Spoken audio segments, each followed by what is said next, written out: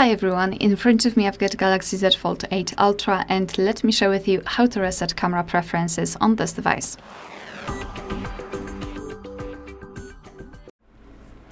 So let's begin with opening the camera app. And currently we are in the standard photo mode. However, the mode here doesn't really matter because we will open general settings.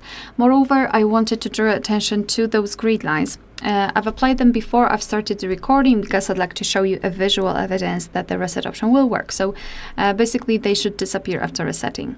So now all we need to do is to tap on this 4 dots icon here to open more options.